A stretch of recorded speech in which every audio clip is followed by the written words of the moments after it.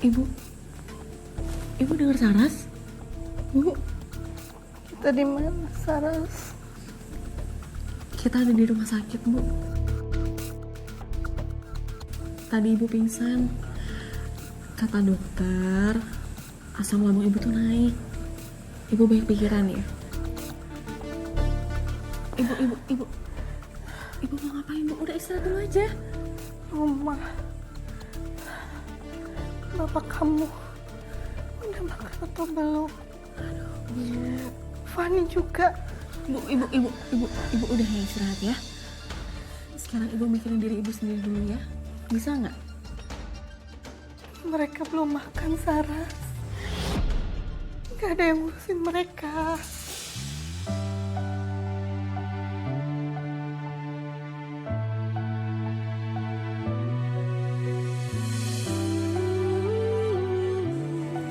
Bu, Saras ada sedikit uang buat ibu. Disimpan ya. Jangan sampai ketawa sama bapak. Duit nih. Pak, bapak itu duitnya ibu. Saras, kamu itu jangan pilih kasih ya. Dikit-dikit ibu, dikit-dikit ibu. Hah? Duit ini gak ada artinya bila dibanding kamu numpang gratis di rumah ini. Rusak sudah aku dan hidupku. Kau tinggalkan aku pergi bersamanya.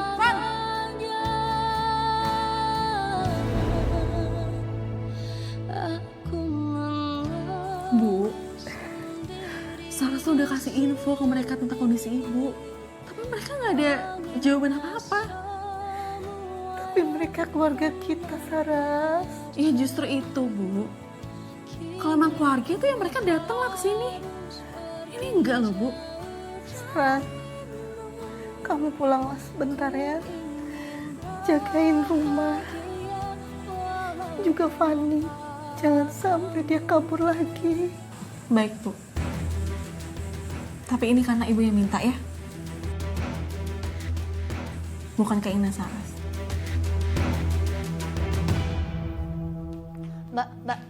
Mbak lama banget sih Mbak. Aku mau beli skincare sekarang. Tambahin uangnya. Van, ibu baru masuk rumah sakit loh. Dia tuh dirawat gara-gara kamu tuh nggak balik-balik, tau nggak? Sekarang kok kamu bisa sih minta duit buat beli skincare? Ya ngapain sih Mbak dibawa ke rumah sakit? Kan bisa dibawa pulang lagi. Van, asam lambung ibu tuh naik. Sakitnya makin parah. Dokter yang nyuruh ibu buat dirawat, tau nggak? Ya terus harus ngorbanin semuanya Mbak. Aku juga punya kebutuhan Mbak. Kalau kayak gini terus ya, aku males tau nggak tinggal di rumah ini.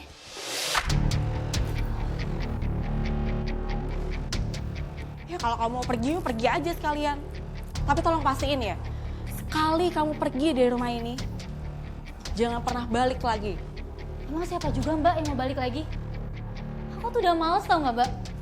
Tinggal satu rumah sama orang sok suci kayak Mbak.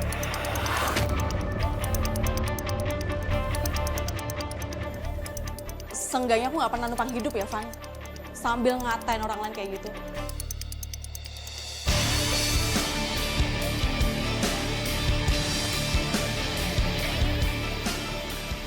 Pak, ibu masuk rumah sakit sendirian. Ngapain juga dibawa ke rumah sakit? Emangnya kita banyak duit? Udah tua juga, tinggal waktu. Pak, Kalau kamu pinter, mikir sebelum buang duit. Kita semua kerja banting tulang. Gak usah deh, sok paling sayang. Tuh Mbak dengerin. Makanya jangan suka ngambil keputusan sendiri. Jadi bikin repot satu rumah kan? aku tuh nggak pernah ya minta sepeser pun bantuan dari kalian. Aku tuh cuma pengen tahu, kalian tuh masih ada hati nggak di rumah ini untuk ibu?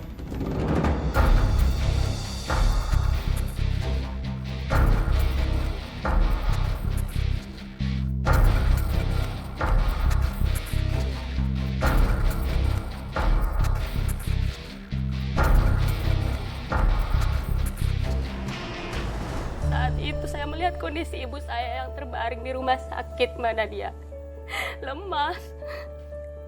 Tidak ada satupun dari keluarga saya yang peduli kepada ibu saya, cuman saya, Mbak. Bapak bilang itu buang-buang duit. Astagfirullah. Adik saya juga malah mikirin skincare aja. Mbak, saya udah gak paham lagi, Mbak. Kamu mendapatkan berbagai macam cobaan bertubi-tubi. Iya, Mbak. Saya merasa sendiri, Mbak. Harusnya kalau ada keluarga yang sakit, saya pikir keluarga itu saling menyayangi, Mbak Nadia. Tapi kenapa di keluarga saya tidak ada? Saat keluarga kamu sendiri udah gak peduli, apakah Mbak Saras ingin menyerah atau terus berjuang? Jujur, Mbak Nadia, saya sempat berpikir untuk menyerah.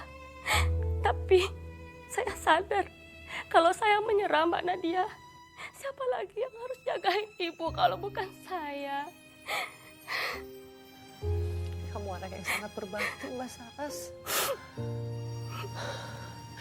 Lalu Mbak, akhirnya kamu memutuskan untuk berjuang sendirian, Mbak. Apa yang terjadi setelah itu? Saya pikir saya sudah di titik terendah, Mbak Nadia. Saya yang semulanya hanya memikirkan kenapa ibu saya sakit. Ternyata ada sakit yang lebih parah lagi yang harus saya terima setelah ini, Mbak Nadia. Kalau kamu kuat, Mbak, boleh kamu ceritakan pada kami. Bu, alhamdulillah Saras sudah dapat kontrakan kecil. Kontrakannya tenang, lingkungannya enak. Jadi ibu nggak perlu tuh balik-balik ke rumah itu lagi. Pindah? Terus rumah? Ya dari aku kecil, Saras kan selalu ngelihat tuh kalau ibu tuh disiksa terus sama bapak. Lihat aja, Bu. Udah 2 hari loh ibu di sini tuh. Mereka mana? Gak ada satupun yang dateng. Kasih kabar juga enggak. Peduli sama ibu juga enggak kan? Fani tetap anak ibu. Bapak kamu juga tetap suami ibu. Gak mudah buat ibu ninggalin mereka. Iya tapi kan mereka udah ninggalin kita, Bu. Mereka tuh gak mikirin ibu. Ibu tahu, tapi gak mudah buat ibu. Hati ibu juga gak bisa.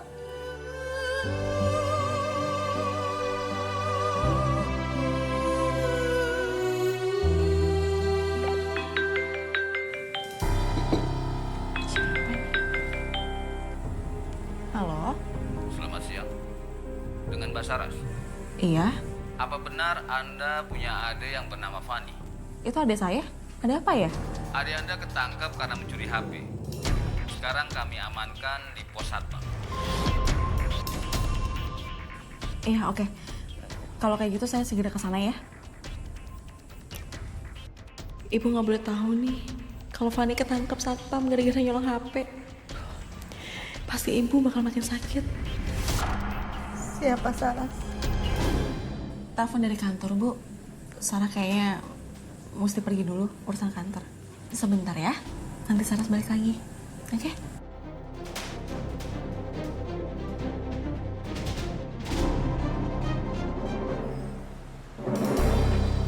Aduh, Van. Berulah lagi. Mbak, ini tuh cuma salah paham, Mbak. Kamu jangan bicara dulu. Mbak, adik Mbak ini ketangkap basah nyuri HP. Dia juga udah ngaku. Tapi handphonenya rusak gara-gara jatuh. Iya. Saya siap buat tanggung jawab, Pak. Pemiliknya minta ganti rugi 3 juta. 3 juta? Van.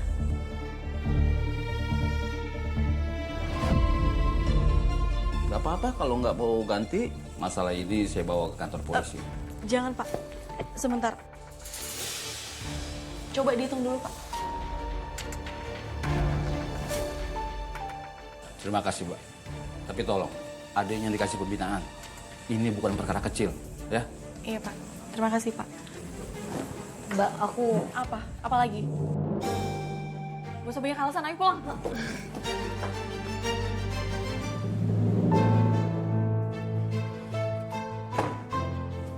Kamu kira aku gak capek ya, Van? Nutupin kelakuan kamu terus. Nyolong aja terus. Ya aku tuh butuh uang, Mbak. Aku minta, apa pernah dikasih? Ya karena kamu gak bisa dipercaya, Fanny. Uang buat apaan sih? Buat beli make up? Buat nongkrong? Buat apa lagi? Mbak pikir, enak ya hidup di rumah ini? Tiap hari kerjanya cuma denger bapak marah. Mbak juga kerjanya cuma bisa ngomel. Aku tuh gak pernah dianggap apa-apa, Mbak. Aku tuh bisa gila, tau gak? Terus kamu mau nyolong lagi? Biar semua orang hina keluarga kita. Iya. Aku gak punya pilihan, Mbak. Ya Mbak enak, udah kerja aku dapat uang dari mana, Mbak?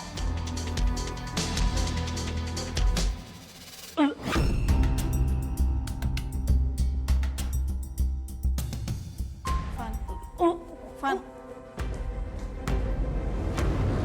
Untung saja Mbak, saat itu Ibu nggak tahu kalau si Fani ternyata nyuri HP Mbak. Tapi Mbak, setelah Ibu pulang dari rumah sakit, Ibu malah dibikin shock Mbak dengan satu keadaan.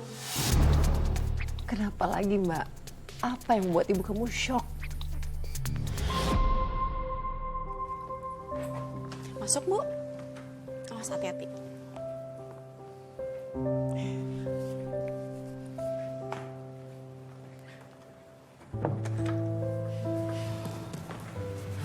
Tuh lihat, Bu.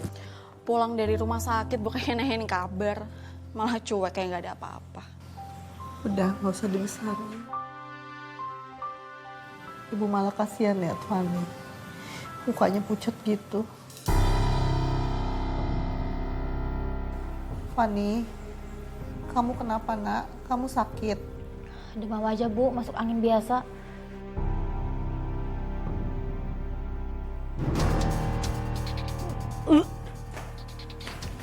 Fani. Bu, Fani, Bu.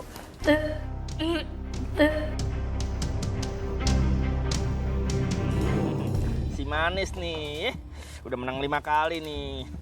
Gua akan selon sama ayam ini. Jus koper nih gua taruhin. Gua beri apit musuhnya.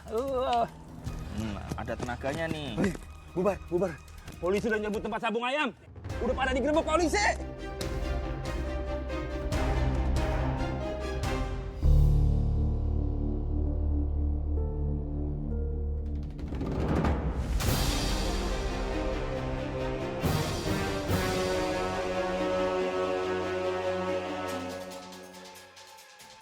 Saya kaget melihat hasil tes pack 2 garis di kamar mandi. Saya langsung ingat sebelum itu Fani muntah-muntah. Van.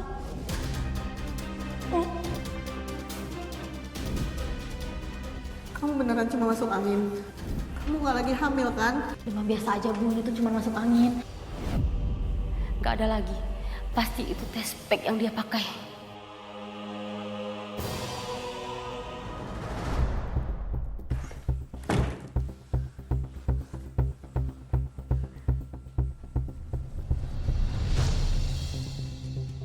Ada apa ini? Kumpul-kumpul gini. Lihat nih, Pak. Anak kesayangan Bapak yang Bapak bangga-banggain ternyata hamil di luar nikah.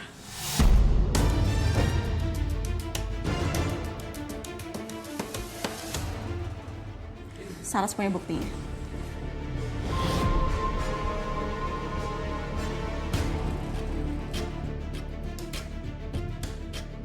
Tenang, Pak. Kita nggak bisa pakai emosi di sini, Pak. Sekarang tugas kita adalah minta pertanggungjawaban dari pacarnya Fani. Tenang kepala kamu. Ini aib keluarga, aib. Pak, Bapak harus temuin petugas itu. Pak, jangan, Pak, jangan, Pak, jangan. Ini. Enggak. Jangan, Pak, jangan, Pak. Semuanya nggak bisa pakai emosi, Pak. Lepasin. Minggir.